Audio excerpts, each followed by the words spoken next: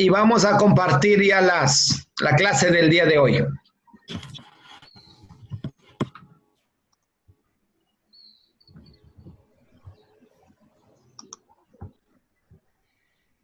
En la unidad número 1 vamos a hablar de las propiedades de los textos.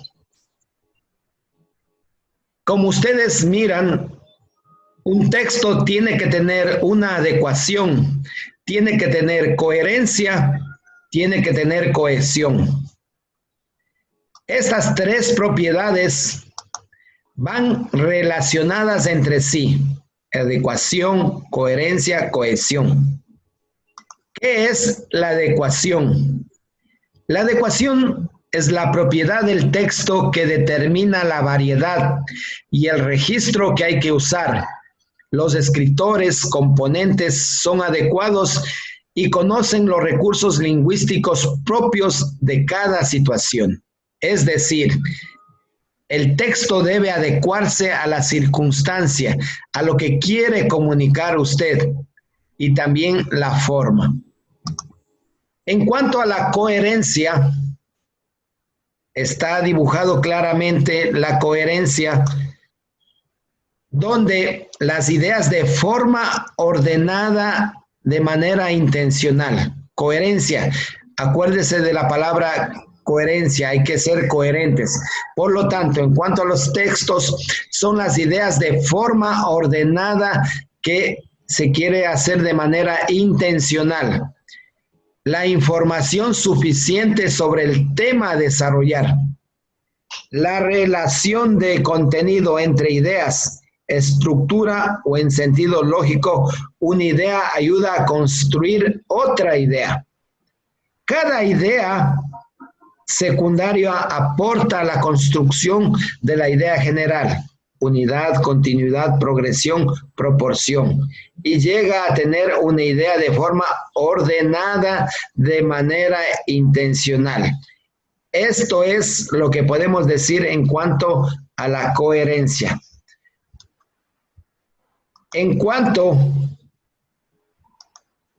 a la cohesión, podemos manifestar que la propiedad que tiene un texto donde todas las oraciones se articulan de manera ordenada y comunican un mismo mensaje, facilita la comprensión de los textos. Permite la cohesión dentro del párrafo a evitar repeticiones innecesarias, el uso de signos de puntuación, el uso de conectores, la conjugación adecuada de verbos, los pronombres, los sinónimos, para no tener repeticiones innecesarias. Eso es en cuanto a la cohesión. Una vez que nosotros hemos visto que las propiedades de los textos deben ser adecuados, coherentes, cohesionados, podemos ir a la siguiente unidad, que es la oración. Por lo que en este cuadro ustedes van a mirar, van a observar cómo está estructurada la oración.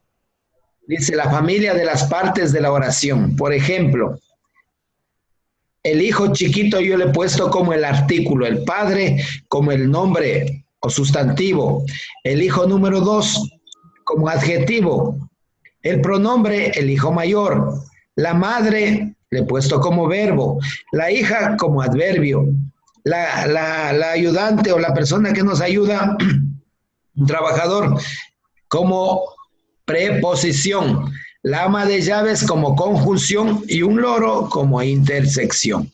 En este ejemplo de la familia podemos ver que la oración tiene artículo o el nombre o sustantivo, tiene adjetivo, tiene pronombre, tiene verbo, tiene adverbio, preposición, conjunción e interjección.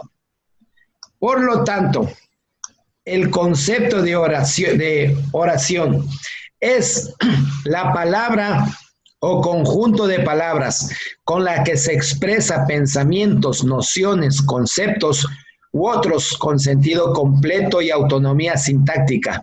Se le denomina oración. usualmente tiene sujeto, predicado, en donde el verbo es una parte imprescindible en su redacción. De acuerdo a las características presentes en la oración, existen oraciones simples y compuestas, y ambas son importantes en la redacción de un texto. En cuanto a la puntuación y escritura, los signos de puntuación son importantes en la redacción de un escrito, puesto que delimitan frases, párrafos y establecen la jerarquía sintáctica en las ideas que el escritor expone, de tal forma que brindan la estructura de un escrito. Gracias a esto es posible entender eficazmente una lectura. Habíamos hablado también de los conectores, que se llaman nexos o conectores. ¿Para qué sirven los nexos o conectores? Sirven de enlace lógico y es muy conveniente utilizarla cuando sea necesario a fin de dar mayor coherencia a los párrafos. Los conectores están en negritas, además, por supuesto, sin embargo, por tanto. Aquí en este ejemplo está muy claro. Además, el vendedor entregó un catálogo al cliente. Por supuesto, la secretaria guardó el archivo. Sin embargo, las ventas han bajado. Por tanto, los delegados viajaron a Lima. Los conectores, después de los conectores, siempre irá una coma.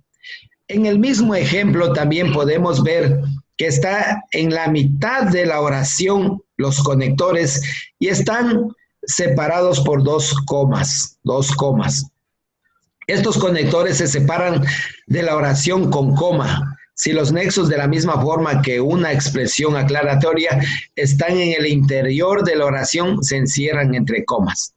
En el siguiente ejemplo podemos visualizar claramente: el vendedor además entregó un catálogo al cliente.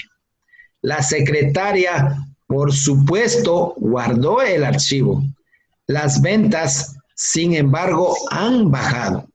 Los delegados, por tanto, viajaron a Lima. En esta siguiente diapositiva podemos ver los conectores de oposición, que son pero, aún, sin embargo, no obstante, en cambio, por otro lado, por más que. Estos son conectores de oposición. Los conectores de causa o de consecuencia son por qué, ya que, puesto que, por consiguiente, debido a, en consecuencia, por ende. Los conectores de adición tenemos el y, también, además, asimismo, de igual modo, de igual manera. Estos son de adición. Y por último vamos a ver conectores de tiempo. Este conector de tiempo sirve para cerrar ya un párrafo. Finalmente, previamente, por último, mientras tanto, después. Estos son los conectores que nosotros utilizaremos dentro de estas oraciones. Muchas gracias por su atención.